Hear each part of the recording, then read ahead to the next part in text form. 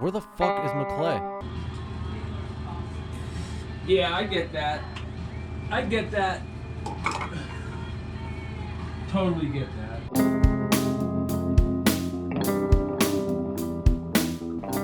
All right. You know, this is the very first time in my life I've ever done this. A podcast? No. The slate? The slate. Did you get that? Yeah, that's awesome. Look at that. First time for everything. There you go. Action. Awesome. This is the Bogcast, episode 54. We are brought to you by Bang Salon. Come get all your hair needs, including cuts, natural colors, vivid colors, extensions, shampoo and stylings, all under one roof at Bang Salon. Find and message Bang Salon on Instagram at Bang Salon at BANGDSALON. Use promo code Bogcast for 20% off your first visit. So come on down and get banged by Jordan. But if you really try to bang her, I will fucking kill you. Cool. He means it. Check us out on Spotify, Google Play, all your podcatchers, iTunes.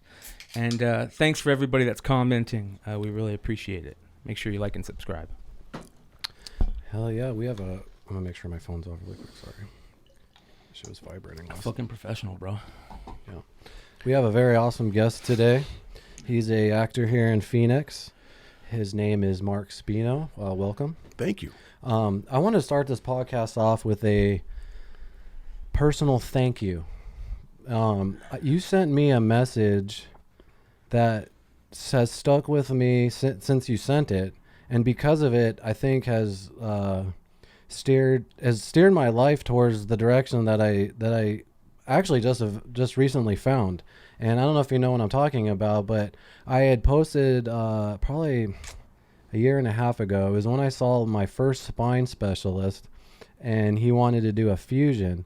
And I posted my x-ray just asking for advice and opinions, and all kinds of people sent me all kinds of different shit, do this. As a matter of fact, everyone sent me stuff of things I've already tried, you know. But Mark, you had sent me a message that said, dude, don't let anyone cut you up. Yep. Unless your dick isn't working or you literally can't work or, move. I think you said your neighbor was the head of a brain and spine, something. And he said, don't do that. And for some reason, that has always just stuck in the back of my mind because I saw 2 spine surgeons after that who obviously just wanted to cut me open. I'm on my 4th spine specialist, but it took a doctor in Utah for this dysgenics clinical trial that it's in right now, for this doctor to call me in 20 minutes to tell me information that I needed to know, like that 10 specialists and doctors didn't tell me, you know what I mean? And I think about, and because of what you said, I was always like, I'm not going to, there was something that always, your message really helped me out with like what I've been going through, this massive pain these last like 2 years and stuff. So I just want to say thank you.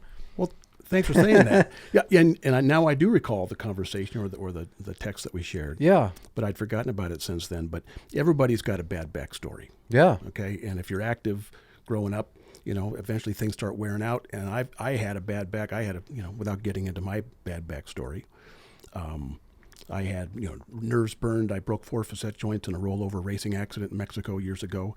And it was horrible. And my neighbor across the street is the head of neurology for the Barrows Brain Institute. And, I was talking with him. He says, Mark, of all the spine surgeons and brain surgeons I know, none of them will let you cut their back. The only, if you can't get an erection or if you can't urinate. Yeah. Other than that, take Advil, take the weight off your legs and get in bed. And figure out different ways to make it better. And you go on WebMD and you look up back surgery and you realize the outcome is not good. No, I've spent the last 2 years doing a complete deep dive on forums of people talking about 2 years later from these surgeries, and I haven't found any success stories, to be honest. The only success story I heard is Tiger Woods, because obviously he has the best doctor in the entire world when you can afford it. Yeah. But most of it, I even joined like Facebook groups of people with spinal fusions, and it's just like everyone just selfies of them crying 2 years later, going, "It didn't work." It's and I'm just terrible. like, And it's "Mark too told late. me not to do this." And you can't go back. So I'm not an expert by any stretch, but you know, you can always have back surgery, but you can't go back and unwind that once you do. So you got to throw the kitchen sink at it first, and I would imagine there's a point where you do have to have back surgery. But you're so young, Yeah. you know. Try and figure And, out and other you options. referred me to a gentleman, and I actually talked to him recently, and I'm going to be seeing him hopefully here for the next go. Ashton Wolfswinkle. Yes, sir. Yeah. And he mentioned his practice. It was very original, I guess, because I was on there. Assumption it was chiropractic, but I guess it's it's kind of his own practice in a way. Yeah. But you did say you left the half-inch taller. I am a half-inch taller. And I need that because I have so much Compression. Yeah, I saw going your on. X-ray. There's nothing between your joints. Yeah, it sucks. Yeah, you're bone on bone. Yeah, so because of that, my muscles are rock hard. Literally, I can't move them, and I need that half-inch. I think to maybe they'll relax. Well, someone told me the story about Ashton. You just keep going. I just got to turn your volume up over here. Somebody referred me to Ashton, and I said, "What is he, a chiropractor?" No. Well, does he have a license? Not that I know of. Well, what does he do? He says, "Well, he's got this contraption he puts you in." And you know, like the movies of the old medieval days, where they tie your ankles on one end of the thing, and then they tie your head into the other, and they start cranking the wheel, and the table comes apart. And it stretches you out. And it's a torture device. Rack, right? He's got a rack. Yeah. And he puts your and it's a table it's a two-part table, so the table comes apart and your ankles and your head are being stretched away from each other. And just when you think you can't be stretched anymore, then he takes it and bends the table in half, and every joint, every vertebrae in your body, from your tailbone all the way to the base of your cranium, cracks. And it just, and it's freaky. And I heard glass shatter between my ears when he did it. Oh my God! I was a half-inch taller, but it fixed my back. It fixed me. And I was a guy that the doctor said, "Look, give it up. You're not going to run anymore. Yeah. You're done running. You're done backpacking with the Boy Scouts. You're done. Yeah. And, well, so there you go. You talked about how you gotten your back issues originally. You said you was it racing cars or what was it? Yeah, I did a buddy of mine for his 40th birthday said, I've always wanted to race the Baja. And there's a company called Wide Open Baja. Yeah. Out of Ensenada, Mexico. And then they have probably some 50 race cars that are actually entered in the Baja 1000 every year. And in the off season, the other 50 weeks in between, they take these cars out on the Baja circuit, and you can rent them. They'll take you on these guided tours. Yeah. So you and your buddy will rent this car for 4 days, and for 4 days you race the Baja 1000, the course. Wow. And these cars go faster than you can possibly safely go on your own.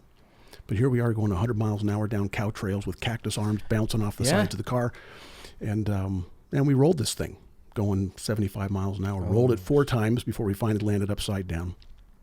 And I fractured my shoulder and broke 4 facet joints in my back. And I didn't know it at the time. And it wasn't until a year later I fell off my kid's skateboard.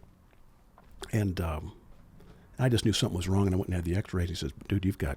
Your shoulder's a mess, your back's a mess, and these are old injuries," and I knew it was from that. Is it because you never got it checked? Never got it checked. You like most people, I don't want to go to the damn doctor. It'll heal. Yeah, it'll heal. You just work it out. Yeah. Were you in excruciating pain for that year? Yeah, I was. The joke now is I don't get small. I no longer get injuries, just small permanent disabilities. Yeah. Right, and you get to be as old as me. So, there you go. That's what happened. Very cool. He mentioned that after you do that thing where you've been 2.5, that you feel like you've been in a car wreck for 2 to 3 days. But then after that, is that true? Or? Well, yeah, you feel like you've been in a wreck, but you're euphoric. Because all of a sudden, all this pressure, it releases all that pressure in your spine and the base of your neck. And, we walk around all day long. What's your head weight, 10 pounds? You walk around all day long with all this weight on your spine. And over time, and I'm not a doctor, and I'm not educated about this stuff, but I do know that over time we shrink, we get smaller. The cushions between our vertebrae shrink and dissolve, and older people are shorter than younger people, right? Yeah. And it's a process we go through. So when he put you in that anti-traction device or whatever he calls it, the rack, the torture chamber, the torture table, whatever you want to call this thing, he stretches you out, and it feels good, But yeah, you're a little sore for a couple of days, and it's scarier than it is painful. Well, because it's more your muscles just readjusting to probably where you need to be. It straightens you out. Yeah. Yeah. So I'm looking forward to you doing it and then calling me. Well, and I didn't telling mean me to start this off about my, telling backstories. We're telling bad back. That's right. So, but your message, you reaching out to me really meant a lot. Good. So I'm glad. I just wanted to say thank you. So anyway, You're very welcome. Thanks for listening. But you've been. When did you start acting? 4 years ago. 4 years ago? Yeah. In fact, one of the first things I did is when I met you. Was it Mitch? You and I were stunt fighters for Mitch Rapp off book. Yeah. That was fun. I was just getting started. In fact, I just... Me too. Okay. That's... well, it couldn't have been 4 years ago. Because I started in 2016. And I don't know when Mitch Rapp was, but... Well, I've probably been going for a year then, taking acting classes and things like that, doing a little bit of print work. Yeah. And we met on Mitch Rapp, and I had just had my shoulder surgery. And I was recovering from that. I answered to the audition, and I got the role, as a stunt fighter. And after the first day of training, I called Katrina, and I said, listen, I am so grateful that you chose me for this role as a stunt fighter, but I've got this shoulder, and my left arm doesn't work. I just, I went home, and I licked my wounds, and I was in so much pain. And she was so kind to me. She said, Mark, thanks for telling me. We'll use your right arm. So you may not know it, but that whole stunt fighting sequence we did, I did it all with my right arm. Oh, I didn't know that. Yeah. So the left, yeah. Katrina was awesome. She was awesome. Really good. She taught me how to throw a punch in a movie. Yeah. Because you don't think about that stuff. We'd be shadow boxing and, with another person actually. And then she'd come around like, no, the camera's going to be here. So you got to be, make it look like this. Yeah. And I'm like, oh shit. But that makes so much sense. Fighting for the camera is so much different than, if someone's been boxing all their lives, they think, well, I can be a fighter on TV. It's different. It's an unnatural. If you're really a fighter, it's probably a harder adjustment to make. Yeah. Because on film, you've got to telegraph everything you do. Yeah. You got to slow it down. You got to telegraph. The angles are odd. I mean, I think action sequence have to be the hardest things to shoot out of almost anything, just because it's like a dance sequence, It's a dance sequence, and I don't know about you, but I've done a lot of martial arts growing up. After doing stunt fighting, I'm sore. Yeah. It's hard because you're throwing and pulling all these punches, and you're really not connecting, and the following day, you're just wiped out. Worn out, yeah. I did a little bit of karate.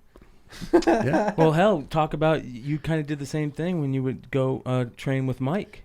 And you would, you'd be down there and you'd be training with Mike, and he said it would just totally drain you, man, for like a week. Oh, yeah. I've been trying to change up my workouts. So we have a buddy that owns a jiu-jitsu dojo, and I go down there and just box with him. Nice. But the next day my whole body is just like, what the Well, fuck? tell that story about when he was teaching you how to absorb a hit from a bat. Gee, that's something good to learn, right? Well, this is fucking. I guess if I'm ever in a situation where a guy's chasing me with a bat, this is important. Listen up, everybody. This is going to happen to all of us someday. No, he really did show me what to do, but in the meantime, I was falling on my bad back for about 20 minutes as he was whipping me with a very, it was like a foam bat. I think he just thought it was funny. Yeah, chasing you and hitting you with a fucking bat, laughing at your ass, trying to duck and dive. So. But even those foam bats, those stunt bats, they hurt. Yeah. Oh yeah. Well, what hurts is moving around all crazy and rolling. And I actually took a pretty hard fall during Mitch Rapp. We were doing running out of that hallway down the stairs. I don't know if you were part of that. I was. One of the takes, I fell on my left hip real hard, and you never want to be the guy on the set where you're like, oh, or where everyone's like, oh, bring attention and stuff. So I just sucked it up. The show must go on. Yeah, the show must go on, kind of thing. But looking back, I probably should have said something. Well, plus why my back's all fucked up. Well, plus we're wearing stocking masks. So you're looking I through these two little peepholes. Yeah. Right. Yeah. That was fun though. I had a really good time. I met a lot of really awesome people on there. Actually, I'm working with Richard Ryan again in a couple weekends here, and a shoot in Payson. So it's kind of cool seeing him. He's getting his I don't know if you want to call it academy or what, but he's getting a little crew together. Yes, he is. So I heard that. Are you going to do that? I wanted to. I was on the set last weekend. I think at the first class he had putting this gang together was last weekend, and I missed it because I was on a set of another picture. Oh, okay. But I'd love to be a part of it. And one of the real joys that I get from acting is just the friends that I make on this thing. For sure, yeah. So I talk about that all the time. So I'm Mitch Rapp. I met Wayne Lundy, John Plover for the first time. Oh, become yeah. good buddies. Rich Ryan, Steve Briscoe. Steve Briscoe and I are great friends. And you guys played brothers in something, didn't you? Yeah. You guys look we like did. that. I haven't seen. What was it? A short film? Yeah. I haven't seen it, but I saw the promos and the pictures. I was like, this fucking looks hilarious. It is. I'll tell you what. Steve Briscoe is probably the best A-list actor that never made it to Hollywood. I mean, he is truly we had talented. him on the 24-hour Katrina thing that we did. Okay. And he was telling stories about Jay Leno and doing stand-up and all kinds of crazy shit. He's funny. He's a fucking funny dude. Yeah. So he and I'll hang out together, and I can't keep up with him. So the only thing I bring to the friendship is I laugh at him a lot. Yeah. But I can't match him wit for wit. Anybody that makes you laugh or you laugh with, man, that's a person to hang out with all the time. Yeah. So here we were growing these beards out for other things we were doing. And someone said, you look like the most interesting brothers. In fact, last year I went to a Halloween. I went to a Good Faith Casting Halloween party as the most interesting man in the world because I had this beard. So I thought, well, that's a cheap costume. But, I can put on a sport jacket and be that guy and carry around a beer all night and not invest in a big Halloween costume. And so here's Steve Briscoe and I were both growing the beard. And he says, we should do something like the most interesting brothers. And he came up and he wrote this 13-page comedy short. And it was funny. I said, we got to do this. And we kept procrastinating. And, we got to find a set. We got to find a bar. We got to bring in some hot young girls be hanging on our arms. And we're going to talk trash about our brother, Jonathan, in real life, who ever since he got the Dos Equis gig, he's too big to come around and hanging out with us. And so we talked trash about him.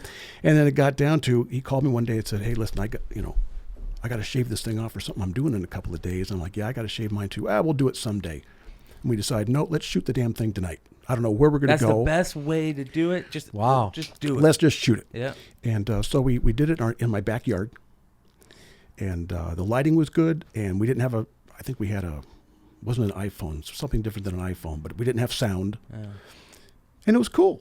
But it's not, the sound isn't, it was a backyard shoot, right? So it's not something we want to circulate, but it is funny. And we decided, we're going to grow our beards something out. creative. And now we're going to invest. We're going to bring in a sound guy. We're going to bring in a director, and we're going to really do this thing.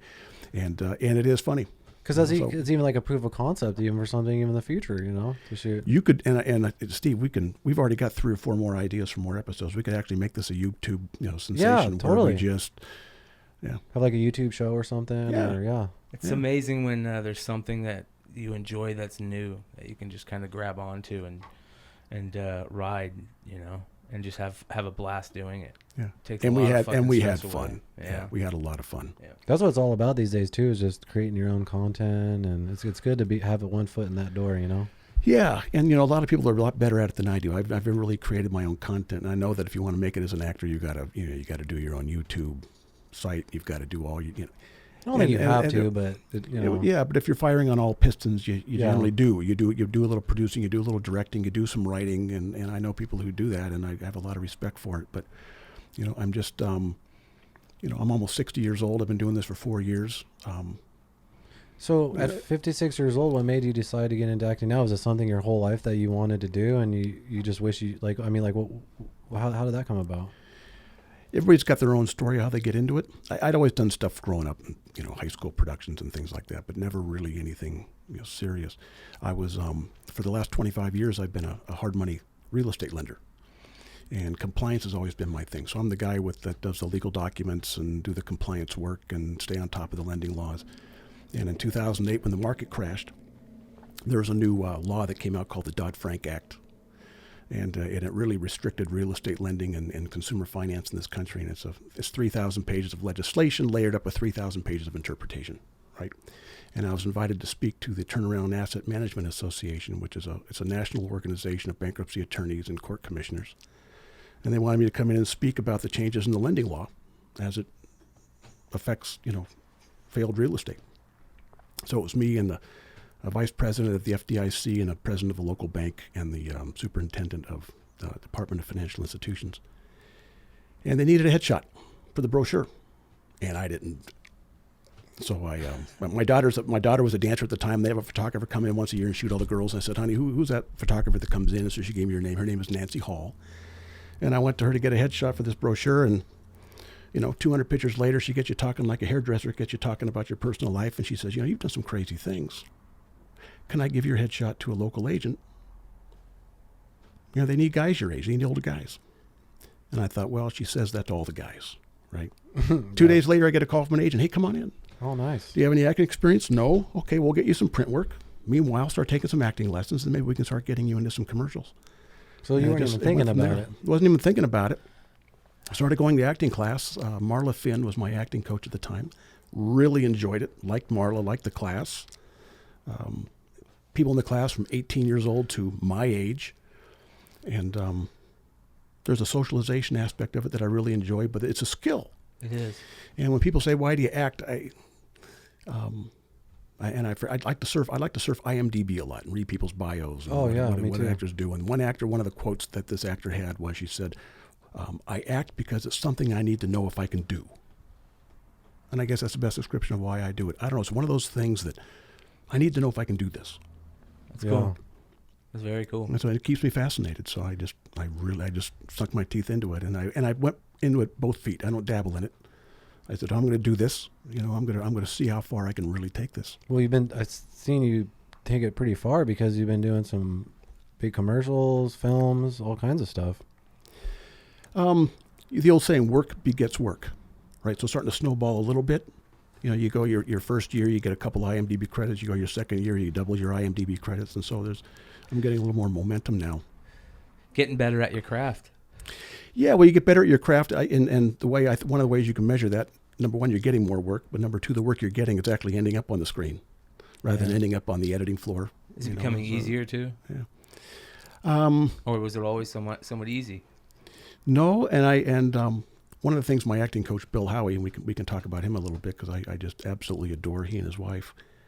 You're probably fourth or fifth actor that's come on here that say that. Yeah, his students work. Yeah. He says, you can never get comfortable. If you're comfortable, you're not working hard enough. You want to, as an actor, you want to be uncomfortable all the time. So I work at being uncomfortable. I went to an audition lately. I had an audition in L.A. 3 weeks ago, and they said, "Do you want to sit or do you want to stand?"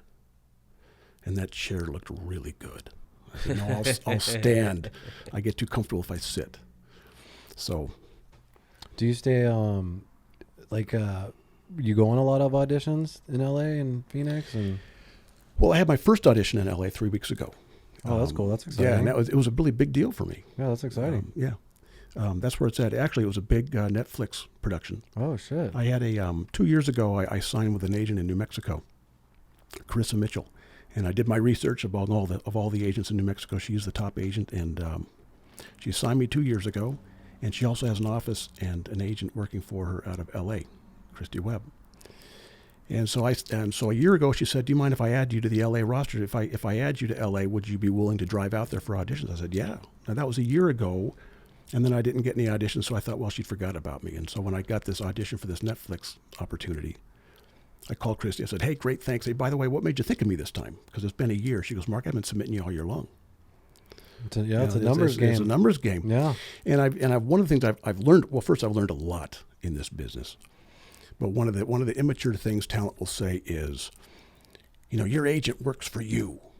Where they complain, "Well, my agent hasn't called me. My agent's not doing their job." And the fact is, if your agent is keeping you on their roster, they're submitting you. Yeah. If they're not submitting you and they don't want to submit you, they're probably going to fire you. So what the agents will do is they'll submit the talent for a role, and it's the casting directors who decide who they want to actually bring into the room. Yeah, why have somebody that can't make money on? Yeah, exactly. So the point is, even though it doesn't seem like your agency is submitting you, they are. They are submitting you. You have one, they are, yeah. So when people say, my agent's not submitting me, my first response is, then you're not doing enough for your agent. You're not making it easy to buy. You're not putting enough content on your Actors Access page or your Casting Work Networks page. You got to get your media clips up. You got to keep your resume fresh. You got to keep training all the time. You got to go to casting directors' workshops and get seen. There's a term pay for play that's illegal, and it really doesn't work, but it's something called 7 points of contact. You still want the casting directors to know who you are, because when they're going through the list of what talent agents have submitted them, You want them to recognize who you are. Oh, I remember him from a class. Yes, I've seen this actor work. Yes, let's bring him in for the role. And so you would just, familiarity breeds content. And so you just got to stay out there all the time. You don't just get an agent and then just sit at home and wait by the phone for something to happen. You just got to keep, banging away out there. Yeah. Are you proactive beyond your agency looking for auditions and stuff? Or do you just wait? Do you only go auditions for your agency, or do you submit for roles on your own? I do both. Yeah, I belong to a lot of the Arizona and actor Facebook groups. Yeah. You keep an eye out for that stuff. Yeah, Facebook is an amazing marketplace for just about anything nowadays. It is. It's huge. Well, it sucks because to be honest, I wish I could get rid of my Facebook, but if I did that, I would lose out on so many gigs. Some of my highest paying gigs are only advertised on Facebook for some reason. Yeah. And I would, so it's like I have to keep my Facebook, or else I'm going to miss out on all kinds of shit. Well, and especially if you want to build your resume, your Arizona agent, or your agent period, no matter where they are, they're into making money. And so there's some good acting opportunities where you can get some really good scene time, and you can get some really good stuff for your demo reel that doesn't necessarily pay. I mean, I stopped doing student films about 2 years ago, but I just did one last week because I read the script and I thought, this is great. It was a great production and good reels for your reel too. For your reel, and so and if it doesn't pay, your agent's not going to submit you. So I think you still need to be, if you want to be fresh and you want to keep working all the time. You should be volunteering as an actor and doing that. So, yeah, if you want to work, the real big paying stuff generally seems to come from your agent. Oh, for sure, yeah. Yeah, but some of the best acting opportunities. Do you belong to any of the websites that you have to pay to submit for roles? I don't. What do you think about those? Never tried that. I don't know enough about them, to comment about it, to pay to be submitted for roles. It's kind of weird, right? There's like certain companies where you pay a monthly fee and then you have access to like certain commercial shootings and stuff like that. That kind of seems like a pay-for-play type thing, right? Or no pay. comment. Not necessarily. Well, maybe not if you're just paying for the access. If you're just paying for the information to know what's out there. Yeah. You're not paying. You're not greasing a casting director to bring you in. But there's so much information out there. I think I belong to one of those sites, Arizona Casting Networks, I think it was called. I did. It was like $5 a month or something I did. Oh, and yeah, casting works you have to pay, but they're legit as fuck. Those are like legit. All the best top roles that are out. Yeah, so I did that for a while. So yes, Yeah. Right on. Do you still do your original 9 to 5, or was that over with as soon as you started acting? Well, I sold my the interest I had in my company in 2008, and so I thought I retired. And the truth is, I'm stuck somewhere between retirement and unemployment. But I still do what I do. I work for a company called Kenwood Mortgage, so I'm still a hard money lender. But I don't work the full 8-hour days, and it's very flexible. Yeah. And I've got the greatest business partners in the world, and so they know what I'm doing, and gives you just enough time to do what you want to do. It does, yeah, and it's flexible. What I do is so unique, and I'm able to do it quickly and respond quickly. And my laptop now, I'm anywhere. I can work from anywhere in the world. Yeah, I tell people all the time that I feel like more than anything, instead of spending all this money in college, spend money on how to use fucking social media and the internet to make money. It's amazing how easy it is to make money with the internet. And literally all you need is a phone or a hotspot. Yeah. Anywhere in the world you could do it. As a matter of fact, I think SpaceX just dropped like 120 new satellites. They did a night launch, and they dropped like 120 satellites in 2 nights. Wow. That are going to be satellites are going to be all over the world. They're going to put like 1,600 satellites over the Earth, and literally anywhere in the world you can have high-speed internet. Oh yeah, I heard about that. That's incredible. Crazy. Yeah, it's nuts. I mean, so it's gonna piss off a lot of people, isn't it? Yeah, but it's making it easier for everybody to connect and to make, even like I said, like on a smaller scene, make money. It makes it easier for us to connect, and also makes us easier at the same time to disconnect from one another. Right? Yeah. Disconnect on a physical level. On a personal level. Yeah, we disconnect from humanity. But there wasn't. I think I was 35 years old when the internet was invented. I mean, right? I didn't get my first email until I was 35 years old. Well, that's why I love our generation is growing up before and after it, because we got to experience that. Like we're the only. There's all the generations now are only going to grow up in this world. It feels like two completely different worlds, doesn't it? World. Before the internet, I mean, when I was growing up, everyone in the neighborhood rode their bikes around, met at the park. I don't see kids in neighborhoods doing shit anymore. They don't. Everyone's just glued to their TV while they're on a device. You know what I mean? It's just I don't know. Yeah, I agree. I mean, the first thing that we would do when we got home from school is throw our book bags down and run outside and pick teams. And then all of a sudden this internet came along and you're able to connect to anyone that you want in the world. And I don't know, I just feel like we're a rare generation to grow up, seeing it happen while it's happening. Because these kids now that are born into it just have no idea what it was like before. They're coming out the box knowing how to upload to YouTube. Yeah, it's crazy. We had kids later in life. So our son, our first one, was born when I was 36, 37 years old. And so I thought to myself, this is going to be great because I'm older and I'm wiser and I'm going to be really hip, and there's nothing my kids are going to be able to pull over my eyes because I've lived it, man. I've done it all, and I'm going to be this great dad. And then the internet hits, and it's just and I'll tell you what, I'm so out of touch from the very beginning. I just, these kids keep pulling a rabbit out of a hat that just. Well, I got to be honest. I mean, just think about porn. Yeah. So I had to buy Playboys when I from my neighbors just to look at titties. You know what I mean? In the treehouse. Now a kid can watch videos of just chicks getting choked the fuck out, just screaming and it's creating this whole world of just different kind of sex on your phone in school. Yeah, no shit. I got a That's buddy. Insane. Yeah. Buddy of mine was I was talking with his teenage son. He says, I got a buddy at high school. He's taking Viagra. What? He's 19 he's 17 years old. He's Smart got a prescription. Fucking kid. Well, he's got a prescription for Viagra. How old is he? 17. I said, what does a 17-year-old need Viagra for? He said, well, Party. he watches so much porn that he can't get it up anymore that he's got to now take Viagra. Well, I heard just because of how porns are pretty intense sometimes that these younger kids. Younger men think they just have to choke out chicks every time, and chicks are like, "What the fuck? Calm down! Life's not like a porno, you know." Yeah. But speaking of Viagra, we should let's go to our sponsors, right? No, speaking of Viagra, we are sponsored on this way. Yeah. Just kidding. We should tell them about Todd. Yeah. When we were in high school, we were seniors. And we have a friend named Todd, and he would go to Mexico and just come back with huge bags of just fucking Viagras.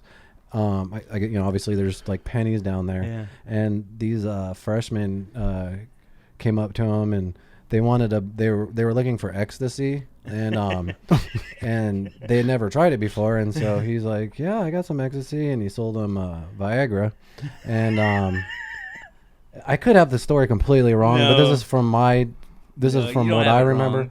And these three gentlemen, freshmen, went home on a Friday and all popped Viagra and obviously had huge boners, but had so much fun that the next Monday they asked Todd for more ecstascy. But they didn't know that it was fucking Viagra. So. Didn't somebody ask him they say how what was it like? Was it good? And they're like, yeah, man, it was awesome. We had boners all night long. What? And he sold Viagra as fucking ecstasy for a fucking whole year at school. Well, there's a point when you're raising kids, you have to teach them about the birds and the bees, right? And so there was a point where it's saying, okay, when they hit a certain age, we're going to have this conversation. And long before that, I had to explain to my kids what a 4-hour erection was. Because they watch TV, right? Oh, geez. Right, if you have an erection that lasts 4 hours longer, call your doctor. Now, next thing I know, I'm explaining to my 6-year-old what a 4-hour erection is. Yeah, fucking A. That's crazy. How old did you? What age did you decide to tell them about the birds and bees? They knew long. You don't have to tell them Dad, we anymore. already know, Dad. Yeah. Hell no. Yeah. I remember my dad gave me some book, a cartoon book. Really? And I went in the room and I I already knew also, but and it was the fun. I was dying laughing, and he came in so fucking pissed. He goes, "You're not mature enough for this," and grabbed him. Because he was serious about it, man. And it was probably difficult for him. He probably had that book for like fucking 2 years, was waiting, and then he's like, "This is the time I'm going to show my son the birds and the bees." And I went in the room, and I was like, ah! And he comes barging in and just grabbed it. I was like, what the fuck? This was hilarious. I think I had the same book. Probably. Yeah. Probably. It's probably like the same book. And I thought my mother took me through the book, and I thought, okay, I'm going to be patient. That had to be really weird having your mom do it, right? Yeah. But I was patient, and I let her explain. I'm thinking to myself, I'm way ahead of you, Mom. Yeah. But yeah, you learn that shit in school real quick. I think I learned that before I learned about being like racist. You know what I mean? But to your earlier point, a lot of kids are watching porn. For sure. Yes. And this is their concept of sex. And Yeah. This is what, and so it's kind of sick. There's a conversation where if you catch your kids watching porn, you have to explain to them this is not the way women really think. Yeah. You understand that, right? That the women you find on porn are probably part of slavery. Yeah. They're probably drugged up. They're doing things that they otherwise wouldn't do if not for the situation they're in. And so you need to understand that's not what you're looking for in life. Yeah. This isn't how women You gotta think. search for the romantic porn. That's right. They have romantic porn. Yeah. There's a romantic section. That's how a woman wants to be treated. Yeah. There's a section for everything nowadays, I imagine. Yeah. That's right. For crying out loud, your mother doesn't act like that. There's a God damn it. Yeah, you want to really freak out your kid. Oh man. They have fucking porn for like people that want to like have sex in quicksand. Shut the fuck up. I swear to God, Wow. dude. Shut up. You're just saying that because I'm scared of quicksand. You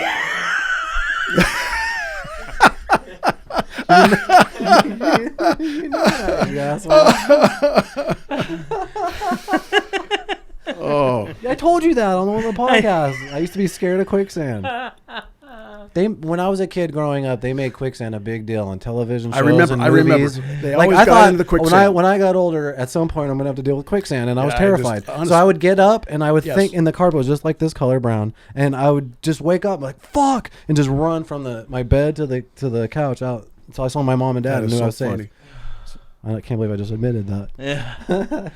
No, it's on Bert Kreischer. Bert Kreischer talks about it. Like that's his favorite porn is. He always wanted to see quicksand porn.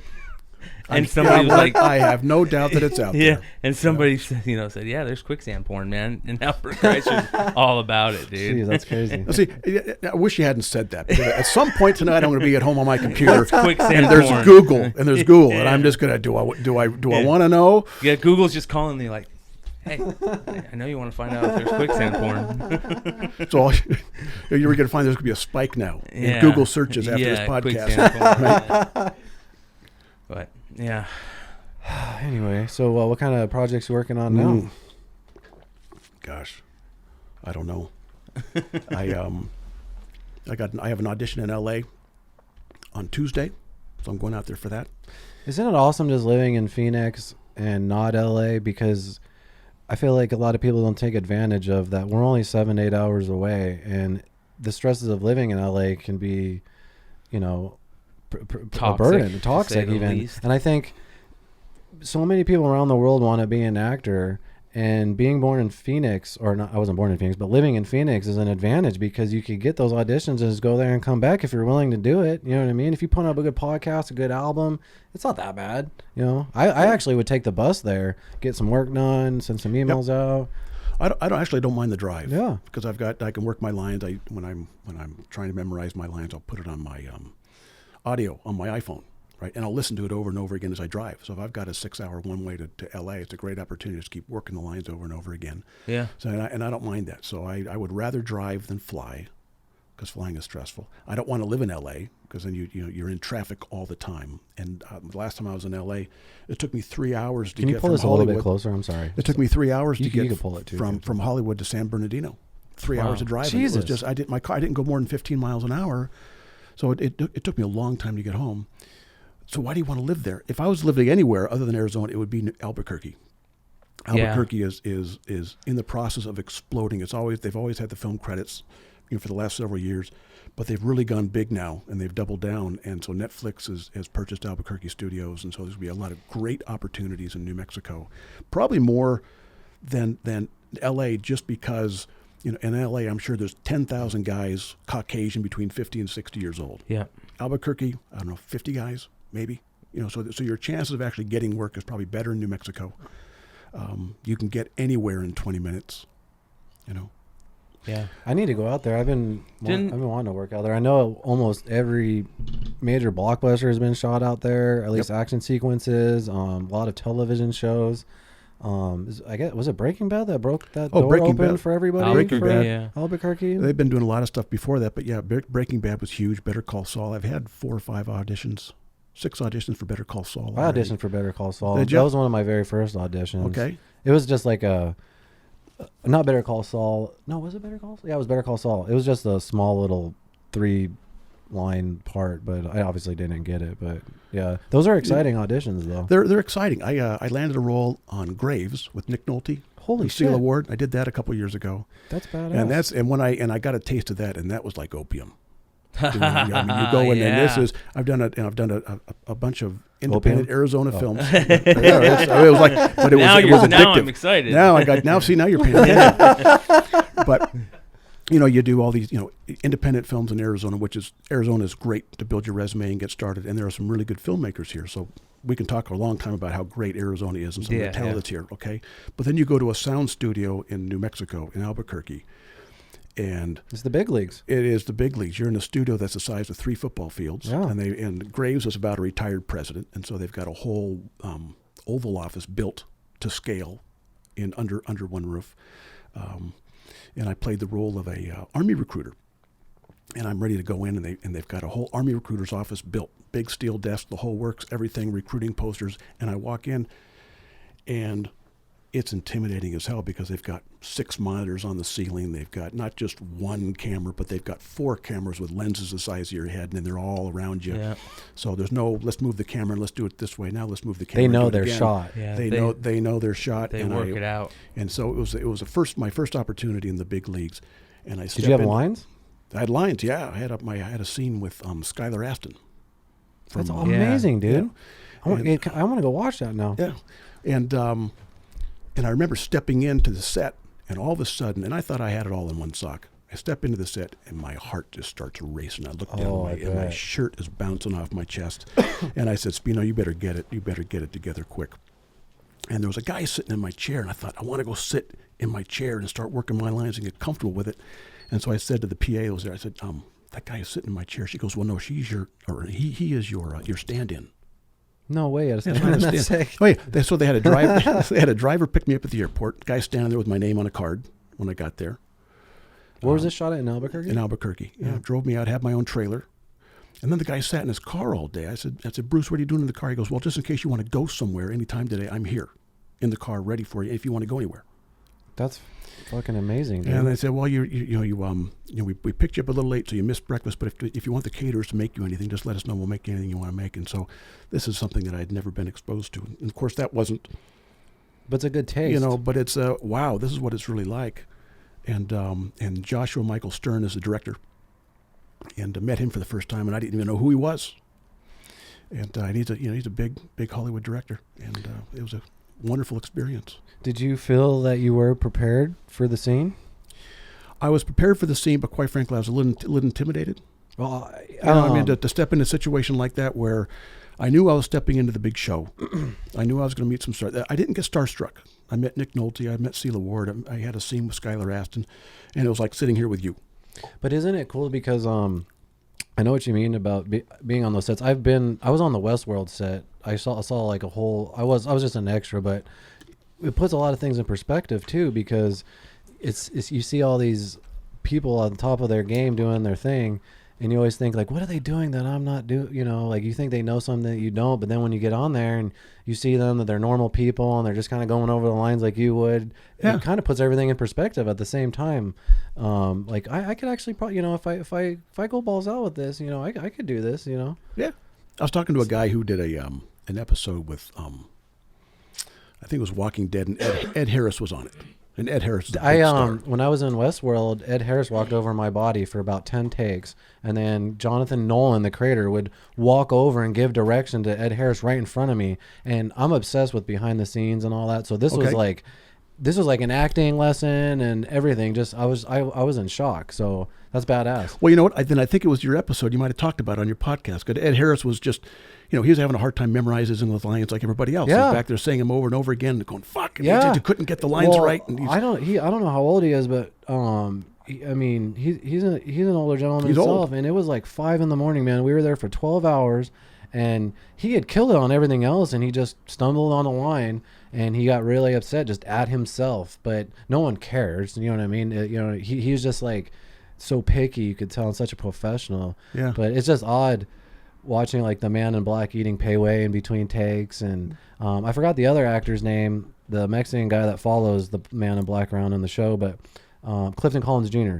He was just stand there and pace back and forth going over his lines, and I'm like, I do that, like, you know what I mean? I'm thinking like, so I was like, they're not doing anything different. They're just the best at their game. You know what I mean? They've been doing it for a long time. They're yeah, you have to be at the right place at the right time, obviously. Well, I'd like to think that we can do that. Yeah. Well, what you need is you need to get that one role where you get seen, where you happen to nail that one character that was for you, and you just hit it just right, and someone says, I'm going to take you with me on the next film. And it happens, right? The director says, hey, I want Keith on my next film, write a part in for him, or you be good for this role. And the next thing, there you go, and you're on your way. And plus, you already have that great resume, Bill, just with that Grave show. I mean, that's awesome. That's big time. It's man. on there, yeah, but it gives to you have a line on. So did you get a SAG? I got my eligibility. Eligibility, cool. Yeah, and then I did another SAG. I learned the difference between ultra low budget and micro low budget. Ultra low budget doesn't count toward your SAG. Micro low budget, which is over $250,000 in production cost, triggers SAG. So in Arizona, as an actor, you want to get SAG eligible because that's a big deal. But you don't want to be forced to go SAG in Arizona, because once you go SAG in Arizona, your SAG agent can't use you, because there's really not any SAG work in Arizona. Here we are. Right? So I've been holding out as long as I can. I did a micro low budget called Dead of Night in New Mexico, and so it put me on now a must join with SAG. So your first SAG project, you get SAG eligibility. Your second SAG project, you become on a must join, and the third SAG project, which is the next one that I do, SAG hold your check. And you can't work anymore until you join SAG. Wow, I didn't know that. Yeah. Holy shit, that's kind of bullshit, isn't it? So I'm a must join. So the next SAG thing I do, I have to join SAG. That sucks. But I mean, it could be well, great. Well, but I'm looking forward to doing it. Yeah, it could be great, but it's bullshit that they force you to do that. Well, if you want to work on SAG projects. So our goal is, hey, I'd love to be a busy enough actor that I can work SAG and make a living working SAG, because SAG really does. I'm not a fan in unions, but I'm a fan of SAG because SAG really does take care of actors in a number of different ways. But if you go SAG too soon, you end up with a SAG card, but you don't have the experience to get any SAG work, and that's happened to actors too. So they get SAG too early in their lives, before their experience level, before their skills rise to the level of being SAG, and then you're also missing out on all that paid work from not being SAG. Yeah. So that's why I feel like it's hard out. I'm glad you're talking about all this, because I love when people bring up SAG and clarify a lot of the rules and how to get in and all that. But my fucking thought just completely just. Well, but you this is what you learn as you go, right? No one, there's not a class you go to that teaches you about the process through SAG, and then next thing you know, you're scratching your head. What do you mean I have to join SAG on the next thing that I do? It just sucks because of the dues and shit. Yeah, micro low budget. So I think I made $300 for a day's worth of work, but it triggered me having to spend $1,000 to join SAG, right? If I do it again. So just know that ultra low budget, you're cool, but if you do a micro low budget, it's counting. And are you ready for that to count?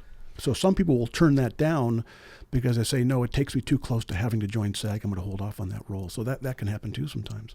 Well, would you ever move if you get full-time SAG, or you become SAG? Because it seems harder here in Phoenix unless you're willing to travel for everything, it seems harder to be a SAG member in Phoenix, because all the best paid work out here, to me, obviously isn't SAG, because it's just so rare for a SAG project to come in here. Yeah, it is. And Arizona is a better market for commercials For sure, than yes. New Mexico, because it's a bigger market. There are more people who live here, and they pay more money to do productions. So I've made a lot more money doing commercials than I have doing films. How does that work when you're getting paid to do commercials? What are the levels of money? Because we always hear about that if you're in the right commercial, you can just make a shit ton of money off of it. Do most of the commercials in Arizona offer any like back end chance of making money off of it, or they're just not big enough to do that? That's a good question, because it's all over the map, and it really depends on what the project is and how your agent negotiates for you. Give you an example. I got 2 national commercials running right now. X-Chair is one of them, and it's on CNN and Fox News. And Is that the doctor one? No, that's not the doctor one. And then the other one that's the national one is for Cable One Business. Randy Murray was the producer on that one. Oh, I like Randy Murray. A great guy. Most professional director I've ever worked for. I agree with that. I showed it. Call time was 8:00, and I pulled up at 7:45 thinking no one's on time, and there was a guy standing in the parking lot waiting for me. We were on at 8, right? Nice. I learned something there, right? Yeah. Always an hour early, except that one day. Screw it, I'm not going to be an hour early. No one's ever on time. They were waiting for me. Randy Murray, he's got it together. And then the patio furniture where I play the doctor. And those are local. Sometimes they'll come to Arizona because it's not SAG, because they can get talent and production people cheaper for stuff. I got one buddy that did a Mountain Dew commercial here in Arizona, and he's made $100,000 a year for 2 years. Holy shit! On it. Yeah, I had a friend of mine. She's in her 70s. She's with Ford, and she was offered a role to do the Depends commercial. And she'd have to fly to Chicago and only paid like $2,500 or $5,000. And she's like, I'm not going to go to Chicago for a day for $5,000 to do adult underwear. And so we're having this conversation, and someone says, no. That's what they paid you for the day. The lady that got the role is making $250,000 a year while they run it. Yeah. And you could just see her face just went over. Oh my God! I didn't realize that much money was involved. Yeah. Oh shit. So some of those national commercials can. I think there's more money in commercials than there is film work. When you hear about the A-list actors making $10 or $20 million per episode, there's 100,000 people below them that are making wage, which might be $1,000 for a day making SAG wage. Yeah. But when you could become like a face of a company like Flow or something like that, you make a lot of money. Yeah. She's making She's making millions. $500,000 a year. I heard that she's making on that. Wow. Or like the guy you were talking about, the what's Mountain Dew? No, the most unique guy in the world guy. Most interesting man in the world. And that's not even his voice. What? His voice isn't that voice in the commercial. When you listen to the actual actor's voice... Stay thirsty, my friend? Yeah, that guy, that's not his voice. So when you listen to his actual voice, it sounds nothing like that. It's high-pitched, yeah. You got to be kidding. I swear to God. Well, I know he's not Hispanic. I know he's a Jewish guy from New York. Yeah. Yeah. And he's got a really high-pitched... That's like a higher-pitched voice.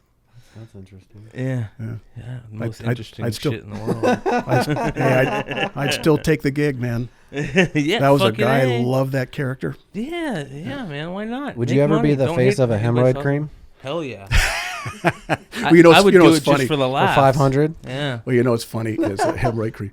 I'd pay It'd have to be that much because it would probably be the last commercial I ever get. Oh, you're the hemorrhoid guy, right? Hey, fuck, man. However you make your money, I guess. But it's funny. Like, we have the conversations at home about, hey, listen, I fit an older market. So at any age you can step into the acting world because your type, whatever your type is, there's always something for you. Yeah. And my kids would say, "Yeah, Dad, you could be the pocket catheter guy." Gee, thanks. So always leave it to your kids to keep you humble. That's what I love about acting is that you at any age you can start it and everyone has a look. Yeah. And you could fit any kind of role, and that's really cool that you started so much later in life, and I think that's inspiring. And I also think it's important to constantly learn new things, and obviously not only you're learning new things, you got 2 national commercials, man. That's awesome. Yeah. Congratulations on that. Thank you. But it's fun. So you get calls from your friends around the country. Hey, were you in that? So you saw the patio furniture commercial, right? Where I'm the doctor and the guy's sitting nervously on the exam table and he's in his gown and his knees are showing. And I say, hey, so patio furniture is also home to the Bliss cushion, and you're going to need it. Snap, right? And so that was the first thing I've ever done where people have been coming up to me on the street and saying, "You're the patio furniture guy."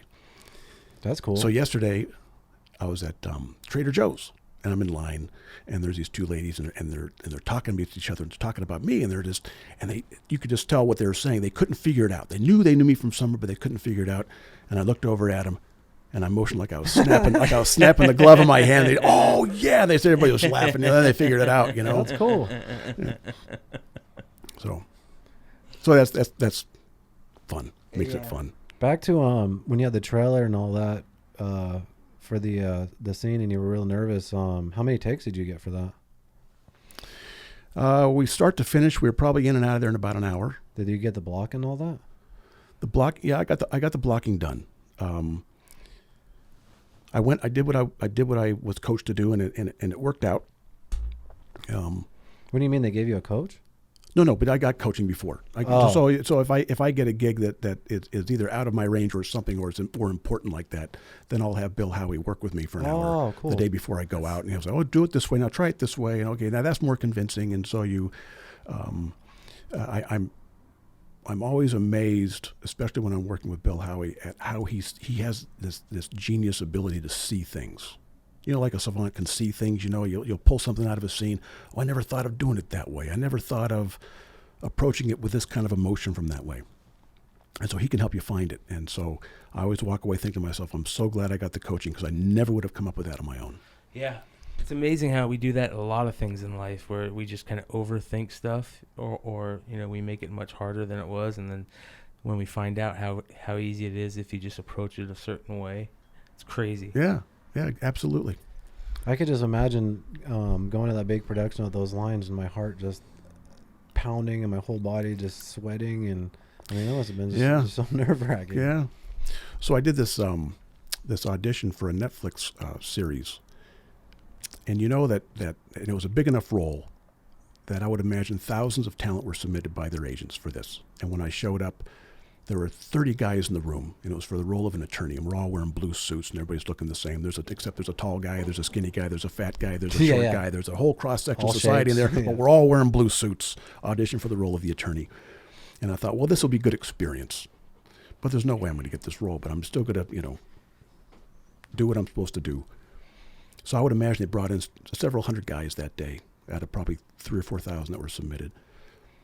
And I went in, and it was like any other audition. It's like going to Bella here in town or going to Garth. There was nothing intimidating about the audition, except I'm wearing a wool suit. There's no air conditioning in this old building, and it's hot in there, and I'm sweating, and they got the fan in the ceiling. But she says, do you want to do that again?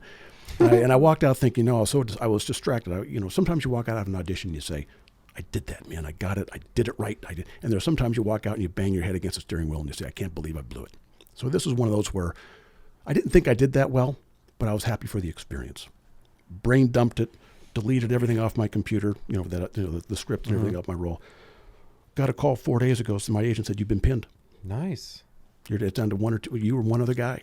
Holy shit. I was like, and how many guys do you talk to that you hear that they had 600 auditions in LA before they finally got a role? I mean, it happens, right? Yeah. And my first time to LA, I got pinned, and then the following day, because they wanted me to leave last Tuesday open, called me Monday night. You didn't get it. Is that the one that you're talking about for this weekend? That was the one I was at. So I went out 3 weeks ago for this audition. 2 weeks go by, I hear nothing, and then they call and say you're pinned, and it shoots on Tuesday. So leave your Tuesday open. Nice. So you understand pinned means, right? They've pinned your headshot on the wall. So it was down to me and one other guy. So you don't get it, but hey, look how close. Yeah. So it was really a good feeling. So and then it kind of started. Now I got another audition in LA. So you start to get on the radar. So I'm just like you said earlier, they saw you. So they saw me. When they're going through that list of guys, you're in their subconscious, Yeah. So my agent said, hey, don't take it hard. I mean, that was really a big deal to get that far and to get pinned, and that means the casting director is going to remember you. The casting director thought enough of you that you'll probably see more from the same casting director. And I'm like, you don't have to talk me off a ledge. I mean, that was so cool. It was. I recognize it for what it was, And I'm so, as much as that is kind of a story of a taste of success. I'm so humbled by it all. Because I know that could be the last time that could ever happen. I mean, it could. This is a crazy business. You never know. You never know. So you just take it one day at a time. And I've learned that after you do your audition, whether you get it or you don't, you move on. Do you get nervous for auditions still? Sometimes it's a casting director thing for me. There are some casting directors where I think I've got a pretty good rapport with, or I've been in front of the casting director enough that I know what it's like in the room. I know what energy to expect in the room. I know how they want to slate. Everybody's a little bit different about how do you slate. True, yeah. Right? There's one casting director in New Mexico I'm still trying to get in with, and when you walk into the room, the camera's rolling. They don't say, okay, now action. Okay, now give me your slate. Okay, now do the roll. They just, you walk in, the camera's rolling. Damn. Get going. That's kind of crazy. They're all different. It's almost like they're setting you up to fail. Like, don't you gotta learn like the blocking, like you were talking about? There should be a standard procedure with all the casting agents. They're starting to, right? It'd So make they're it easier starting for to. us actors, wouldn't it? Well, just in the last few months, I've gone to some casting workshops, and they all are starting to consolidate in New Mexico now. So now your slate is generally your name and your height. I thought it was your name and your agency. They don't want to know your agency anymore. They already know who your agent is when you're coming in. Yeah, they should. Most of them. Well, right? you write it down fucking 3 times, and You're then right, it's yeah. on your resume. Yeah. So your name, your height, and then sometimes they'll have you do a 360-degree turn, and then they'll cut, and then they'll give you some time to do that. I noticed that Garth, if you've ever done auditions for Garth, it's different because his camera is so far away. He likes to do like a full frame. He does a full frame. Like a full frame, and I'll have you smile. And he's also 25 feet away, so that's a little unnerving for me. It's not unnerving. It's not as cozy. So most casting directors, most casting rooms are like the room we're in right now. You're 12 by 12. It's not a really big room. It's kind of an intimate, thing. That's what you're saying. It's more intimate. Yeah, it's kind of warmer. Yeah, with the guy when he's further away, it's like the Wizard of Oz back there. Like, what's wrong? Yeah, it's a little weird, yeah. And I never thought of that. Yeah, and then you have casting directors like Bella Hibbs. She's just very warm and inviting, and she never makes you feel bad, and always makes you feel. No matter what you do, she makes you feel good about what you do, and you walk out feeling good about yourself and the business you're in, and so I always like auditioning for her or Faith. Yeah. So I think it's so. To answer your question, I think it depends on familiarity with the casting director and how many times you get in front of them. Yeah. What's your process of memorizing lines? Like if you have a 2+ page script that you have to, say you get on a Monday, you got to memorize it that weekend. I am not good with memorizing. I struggle with that more than anything else. Do you have a process? Start taking Alpha Brain. Yeah. Mm-hmm. My process is I have to start early. I'm a big procrastinator. I can't procrastinate when it comes to memorizing lines. I find the best way to be off book is have it completely memorized 2 to 3 days before you have to do it, so you can absorb it properly. And oftentimes you get the script the night before, so you just start working on it as soon as you get it until it becomes second nature. I think the biggest mistake actors make when they go into an audition is they show up and then they now have to repeat the process of memorizing the lines and repeating what they've memorized, and I think it's too late now. Yeah. I think when you do your audition, you are completely memorized, you're completely off book, and now stop thinking about what your next line is. Yeah. Just tell the story. And if you're off a couple of words, I don't think your casting director is worried about whether you said there or theyer. Yeah. Say the story. Yeah. Sometimes you can sound robotic otherwise. Yeah. But as you're going through your lines to memorize them, are you just reading them over and over? Do you write them out? Do you record the other actors and then kind of... So does that make sense? The most important thing that I do is I'll tape it on my voice memo on my iPhone, and I'll run it 3, 4, 5 times on my iPhone. And so when I'm driving in my car, I'll repeat it. So this audition I had, I know, but you're saying your lines and you'll just listen to it. Is that what you're saying? Yes. So what I'll do is I'll so you have if it's a scene with a scene partner, I'll read my lines slowly, and then I'll read my scene partner's lines, usually in a higher pitched voice, or so I know what my scene partner. Can we hear that voice? Yeah. I'm just kidding. So then I'll talk like this. I'll run everything together, and I'll say the last sentence really slow, which is my lead into my line.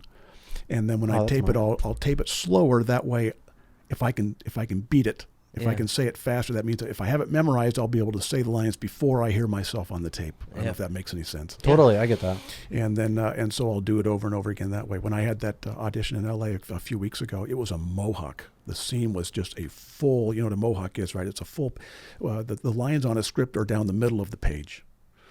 And so a mohawk means like a mohawk. You take up, your lines are one full page from beginning to end, and it was 4 paragraphs. And so when I'm driving to LA, I spent 1 hour with the first paragraph, I spent 1 hour with the second paragraph, and I spent another hour with the first and the second paragraph together. I mean, I just you play those games with yourself, and I don't know if that was the right way to do it. But by the time I got to LA, I had it burned in. Yeah, that's cool. Worked. I've never heard the mohawk term. That's cool. Yeah. So that's just when you have a whole page of dialogue. When you got a mohawk, you got to work. It's a lot of lot of stuff. I got to work up till I get my first. I can't wait till I get my first mohawk. Because when you're doing a movie or you're doing a film, oftentimes your scenes are broken down. So you might have a lot of dialogue, but it's broken into 5 scenes. So okay, we're gonna do scene 5. Okay, well I got 3 lines in scene 5. So let me worry about those 3 lines. I don't have to worry about the entire movie.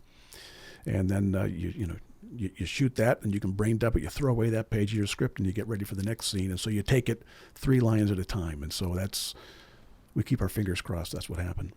Yeah, I've been working on a feature the last couple of weekends, and I've never had more lines in my life. And they've been like 3 to 5 pages, and it is very difficult. This is the reason why I'm asking. Every actor I ask their process of memorizing, because I'm trying to still figure out my own, and I feel like I'm taking little bits and pieces from different people here and there. But it's one of my most interesting questions to ask people. Yeah, and it's the one I always struggle with the most. How am I going to approach this? And the answer is you just start saying it over and over and over again. You do it when you're gardening. You're doing it when you're washing the dishes. You say it.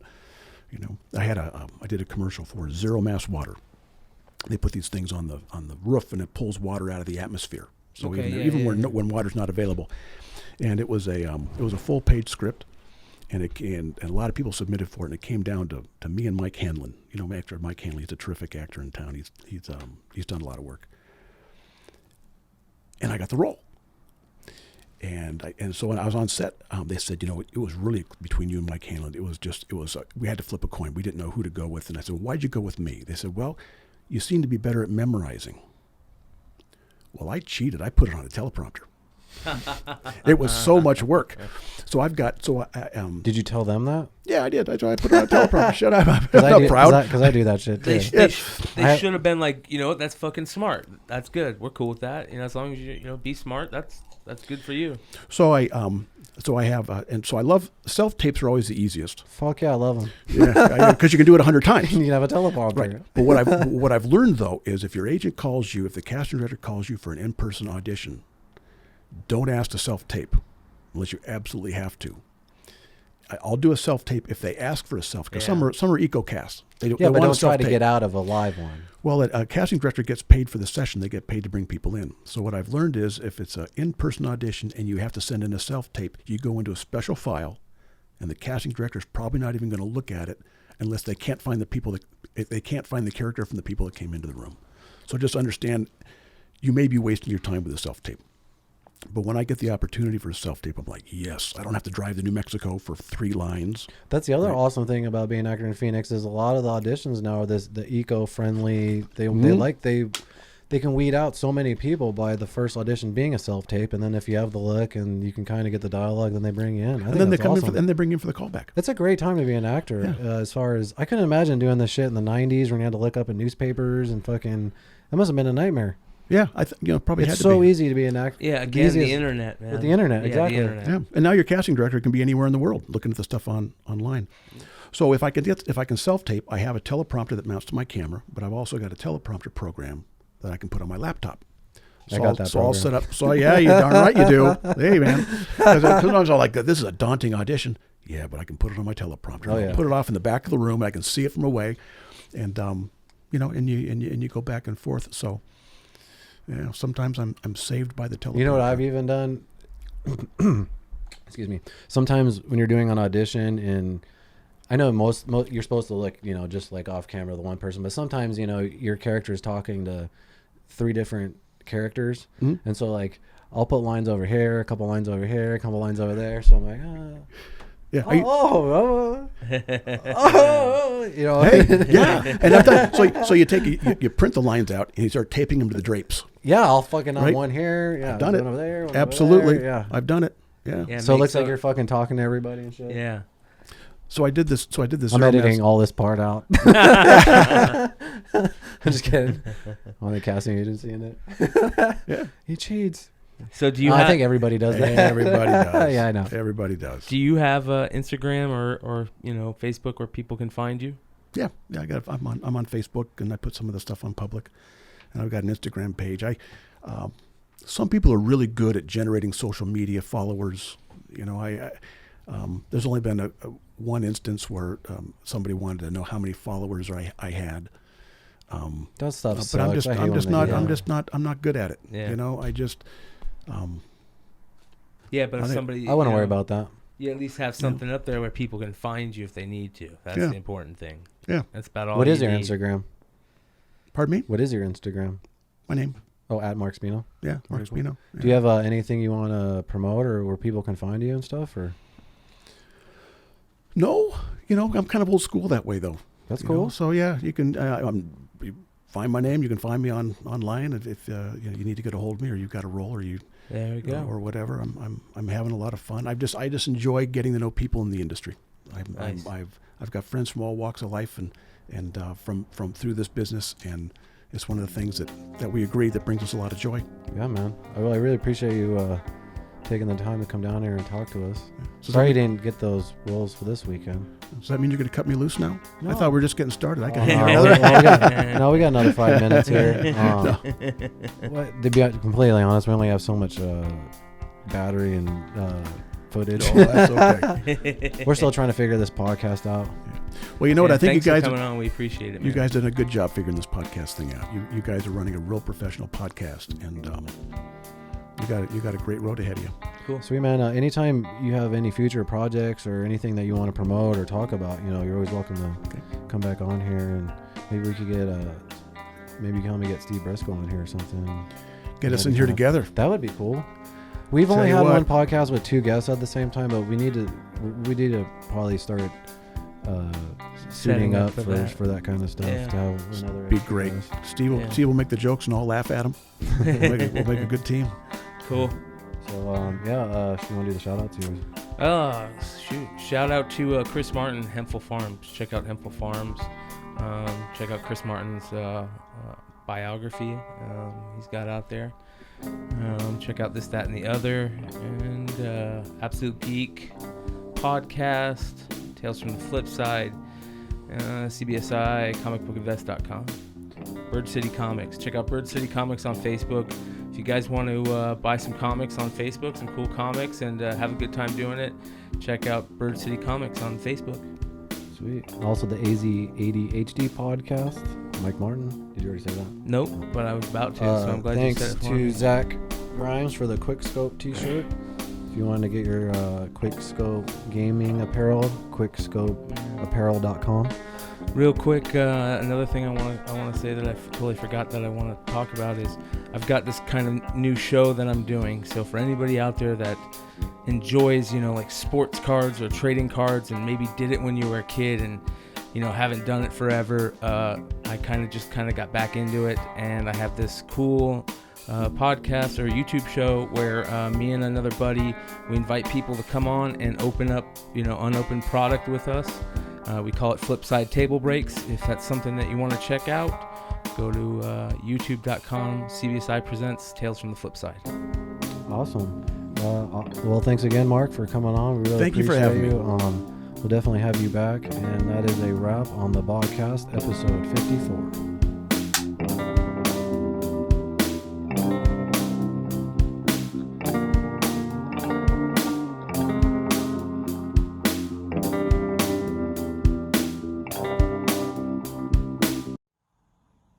Bang!